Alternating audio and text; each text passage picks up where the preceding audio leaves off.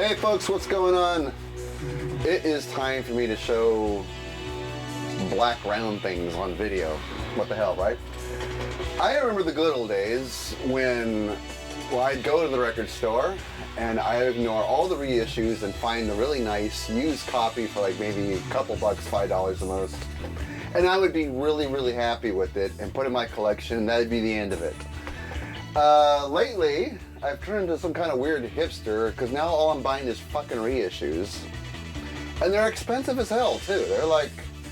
They'll range from $28 all the way to $35 to $40. And I find myself buying these now. It all started a couple months back and it just kept going and going and going, and the higher the price, the more the challenge. I don't know what it is. So I did a couple of vinyl digs and I noticed almost all of them are reissues, except for a couple of records, which I'll get to towards the end of the video. So anyway, here's my reissue pile for this video. So let's get started. Rush, Snakes and Arrows. Now I had no choice but to buy this because I've never seen this on vinyl before. I've had it on CD since the day it was released and loved the CD. Caught a show on this tour when they were supporting this album. It was great. There's the gatefold, the real beautiful gatefold. I've never seen this picture this big before. I'm used to seeing it on a little CD booklet. So nice to have the real McCoy as I see it. This is a great album. I love this album since the day it came out, but to hear it on a vinyl record, it really brings out the low end like you wouldn't believe. I mean, sonically, it is just 1,000 times better to me. The low end just rumbles in this room on all the songs. I really don't have to name a song because all the songs sound great. I noticed it on Armor and Sword, Spindrift, Main Monkey Business, The Way the Wind Blows, even Hope. Even though Hope is only a song with acoustic guitar in it, and that's it. Instrumental, I guess. And even that one sounds amazing. The whole album just sounds amazing on vinyl. I love the Rush reissues. I love buying them because they sound so good. And especially these records that were hard to find in the 90s and 2000s. They just sound so good. They're so well made. And it's like rediscovering the album again. I feel like I've rediscovered this album again because the mix on it is so amazing. Came with this insert. The insert actually is not bad. The music is great. The mix is great. I don't think I'm ever going to get tired of spinning this album. I bought this about a week or so ago, and I have been spinning it non-stop. It's just that much fun to spin. I really love how this sounds on my turntable. It makes my humble little system here sound like I invested thousands of dollars in speakers and receivers and turntable. Oh my God, this sounds great. So please buy this if you see it, if you're a Rush fan. If you're not a Rush fan, why would you care? But my God, this album sounds fantastic. It made me love the album all over again. It's speechless how good this thing sounds. It left me speechless. So Snakes and Arrows by Rush, reissue on vinyl. How could I leave this behind? I can't. So there you go. Another Rush reissue that I know I didn't need, but because these reissues are so well done, I had to get it. It's my favorite of the 80s Rush albums. Power Windows. Well, my favorite of the keyboard era of Rush is what I meant by that. When Rush started using nothing but synthesizers in their music. This was one of my favorite albums of just the heavy synth Rush band. This was my favorite without a doubt. I mean, that's what we're listening to in the background, the Power Windows album, Big Money. This sounds great. The reissue sounds really, really fantastic. And it has the custom labels from back in the day. I've always loved the label on power windows. I think that looks absolutely cool. And the music sounds so good on vinyl. I mean, I had my used stereo copy. I had a UK picture disc of the entire album. And now I have this. So like 3 copies of the same album, but this sounds so good.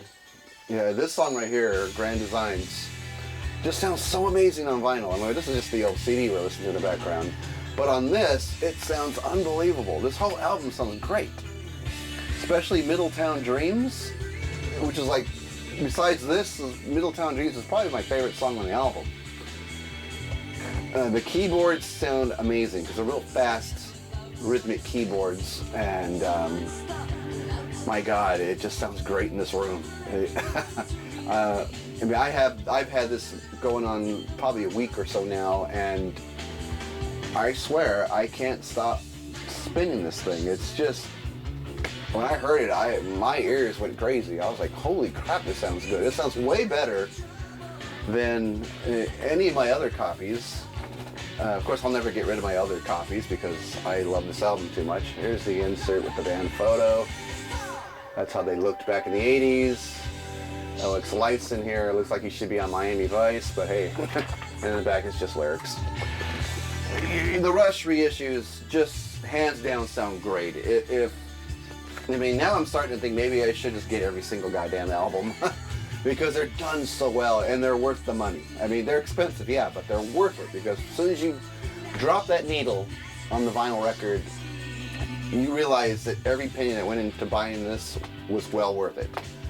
I mean, a lot of care was into the sound quality of this, and just, that's all I can't say any more praise than that. Because the Rush reissues, my God, they're amazing. And Power Windows, I'm so glad to have that one. Now I'm probably going to get Hold Your Fire and Grace Under Pressure. I'll probably go for a lot of them now. I won't even wait for the price to drop. I'm sick. Anyway, okay, so that was the dig I did almost a week ago on my own here in Stockton, where I live. These next records I did out of town. Once again, I went vinyl digging with Liz, and together we took a trip to Berkeley, California. We braved the rain on the way up. Well, it didn't rain on us when we got there, thank Christ, but it was really pouring on us when we were driving up there. And we went to Berkeley on Telegraph Avenue, a real famous street in that town, and we actually visited 2 vinyl stores. The first one is Rasputin in Berkeley. I always like this bag because the other side of it shows all these dead record stores, like a record store graveyard here. And you got Tower and Sam Goody and Warehouse and all kinds of old record stores, Virgin, Village Music. It's a cool bag. I always dug that bag. I hope they never get rid of this, but anyway, they'll probably design a new bag. Anyway, this is what I found in Rasputin while I was digging with Liz in Berkeley. And the first one up is 9 Inch Nails, A Downward Spiral. When 9 Inch Nails first came out with this record, which I believe was in '94, it seemed like everybody loved this album but me. I really wasn't into the industrial sound like 9 Inch Nails and Marilyn Manson. I really wasn't a fan of that. It just, real loud, distorted vocals and distorted keyboards just didn't sound like music to my ears at the time. But as I got older, I guess I became more open to it, and now it sounds pretty damn good. I think I would even like Marilyn Manson's records if I gave it a chance now. For some reason, it just sounds good to me. Lately, I've been thinking a lot about 9 Inch Nails. Visiting YouTube and going on Amoeba's channel. They have that web series, What's in My Bag, and my favorite episode of that is Gary Newman. Gary Newman showed what was in his bag that particular day, and he showed this, but he showed the deluxe CD of this. And he went on and on about how talented he thinks Trent Reznor is. And just how amazing the music is. This is one of like his favorite bands of all time now. And it kind of got me thinking to maybe give the music another try. You know, and then I look at my Rush documentary on Blu-ray called Beyond the Lighted Stage. And Trent Reznor is giving an interview on that documentary saying how much he loved the keyboard era of Rush. And I'm sure was a fan of this album because he says he loved the way the band used synthesizers in rock music. He thought it was really exciting and fresh and new and sounded exciting. So I was like, wow. So anyone who likes Rush deserves a chance in my book. So there's the custom label, and that's how we look on the other side. This is a 2-record set. Labels look the same on both records. This is a really well mixed album. I'm sure it's another reissue, like I've been saying, but my God, it makes my house shake when I put this on. Here's a custom inner here. In the back is just lyrics. When I put this album on, I didn't have the stereo up very loud, and it still made the house shake. I mean, this thing is mixed so damn well. And well, what the hell, I'll show you the other. Here's the other custom inner sleeve and lyrics in the back. This album kicks ass. I mean, I should have been more open-minded back in the 90s. I don't know why I wasn't, but I'm glad I am now. I was spinning this when I came home from Berkeley. This was like the first record to hit the turntable. I was curious about it. And holy crap. I mean, this thing, it was like a rave party in this room. I mean, it sounded awesome in here. And this is one of my favorite records to spin just for the sound quality alone. It sounds great. The music's really good too. I really love the music on it. I can't say I like all of it, but I'd say I like about 80 to 85% of it. Because the rest of it just sounds distorted, the loops that just keep repeating. But this is a damn good album, and I really love the music on it. I've listened to it twice already, both records twice, and just love this album. Absolutely love this album. So I'm really glad to have bought this on vinyl. This was not a cheap purchase. It's a reissue, like I said, but was worth every penny. Worth every penny, because this sounds epic on my stereo. It sounds that good. I was speechless after listening to this. It was that good. So, and I'm trying to build my 90s record collection, so I thought this would be a good addition for that. So really glad I got the 9 Inch Nails album, because love it to pieces. Another 90s record that I am so glad I got is Rage Against the Machine, Battle of Los Angeles. This is a music on vinyl reissue. I don't know if you can even see that. Maybe. There we go. See the letters and whatever. Anyway, I'll be honest. I really just wanted it for Testify, Guerrilla Radio, and Sleep Now in the Fire, because those are my favorite songs from this band and from this album. My memories of this album, however, is when this came out, when this was released, there was a rock station here in my area. It was called KDJK 95.1 FM. They devoted a whole hour to Rage Against the Machine when this album came out. They did the live broadcast, I guess, from LA, obviously, because it's Battle of Los Angeles, for the, I guess, the CD release party, or they put together a special hour radio show and just sent it to radio stations around the country. My rock station picked that show up and broadcast it for an entire hour, and I listened to it, the whole thing, and I thought, damn, this is a good album. And they even had interviews with the band members, and they would play a track from the new album, this album.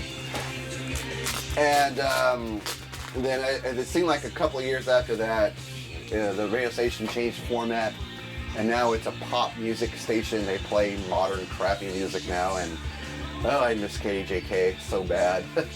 Because, you know, they would devote hours to a band like this because they were releasing a new album, and you get these exclusive record shows and interviews, and oh my God, it was so cool. It made me want to get this album so bad.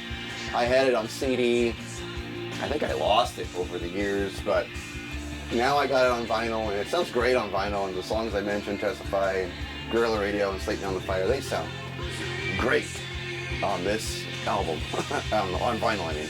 And there's the label for those that are curious. And the whole album is kick-ass, don't get me wrong, but those are my favorite songs, and I'm just glad to have a vinyl copy of those songs and this album.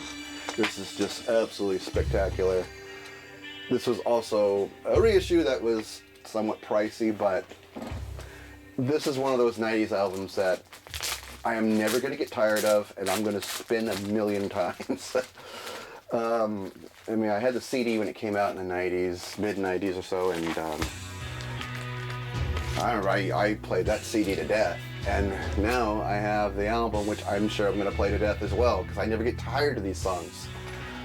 Oh, this is such a kick-ass album, and I'm so glad to have this on vinyl. So there we go, Rage Against the Machine. All right, the next door me and Liz attacked was Amoeba Music. Here's her bag. So I'm gonna show you what was in my bag when I went there on Saturday with her.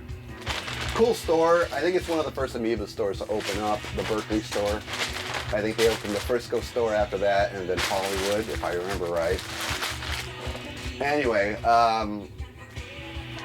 it's always been a great place to shop and dig for records and spend a lot of time there. Liz looked like she was having a lot of fun digging there. I think it was the first time she'd been there, and she looked like she was having fun. So anyway, this is what I pulled out of that place, 3 albums. And this is the last reissue in this video. It is Oingo Boingo, Dead Man's Party. This is the name of the hype sticker is Respect the Classics. And so they reissued this great album. One of my favorite albums from Oingo Boingo, because I always loved Dead Man's Party, but I also love Just Another Day, No One Lives Forever, and Stay. Almost called it something else. This is a good album. This is a really cool album. I was surprised to see that it was reissued.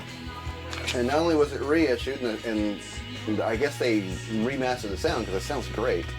They also put it on colored vinyl. So it's on red vinyl with the Geffen Records label on it. Really, really cool find. Really love it. It does sound so much better than my used stereo copy. Puts it to shame. It really does. It sounds that much better. The insert's nothing to get crazy about. It's just the lyrics and that's it. But I love Oingo Boingo and always have since the 80s. And without a doubt, this is one of my favorite albums of theirs. Love the song Dead Man's Party. I think a lot of people's favorite Oingo song is Dead Man's Party. And this album just sounds great, remastered. That's what I love about remasters. It's almost like you're discovering the album for the first time again because the sound is so much better on vinyl. And when they do the 180 or 200 gram, whatever, with remastered audio, and if it's done really correctly and well, it is such a great experience. And this one sounds great too. So I'm really glad I bought this one. This one was not as pricey as the other ones I've shown. I think this is only like $21. To me, that was worth it because I have always loved this album. So really glad to have this in the Oingo Boingo collection. Because all my Oingo records are old used ones, so it's nice to have something brand new. Alright, no more of the goddamn reissues. I feel like such a hipster when I do that. Alright, so now the 2 used records I found, and this one is special. This is special. Beautiful too. From Steve Hackett, Voyage of the Acolyte, Japanese pressing of the album with Obi strip here. Ah, was this a great find. When I found this in Amoeba, my eyes practically jumped out of the sockets. I was like, oh my god! This will now make my 3rd pressing of this album. I got 2 other pressings of it with different album labels. And now I have a Japanese pressing of it. Makes me all happy and warm and fuzzy inside. Here is the insert with all the Japanese writing on it. I have no idea what any of this says. It's probably the lyrics or credits of the songs. I don't know. And the like says the other side with more uninteresting stuff to read. Love this album. Absolutely do love this album. And these Japanese presses, they just sound so good. They just sound so amazing. I love them. The last video I showed a Japanese pressing of Def Leppard's Pyromania. That sounds great on here. And this one just absolutely sounds amazing with that awesome Charisma label. I was so happy to find this. I'm a big fan of Steve Hackett's solo work. I got a lot of his records. And to find a Japanese pressing of one, being the vinyl geek that I am, this really made the trip to Berkeley worthwhile. I mean, yeah, the reissues were great too, but this to me was like the find of the day. Being the Genesis and prog nerd I am, yeah, this was the find of the day. I was so glad to bring this home and spin it. It sounded so good, so good. Oh man. I wish Steve Hackett's solo work got more. Yeah, I wish he'd seen more success than he did.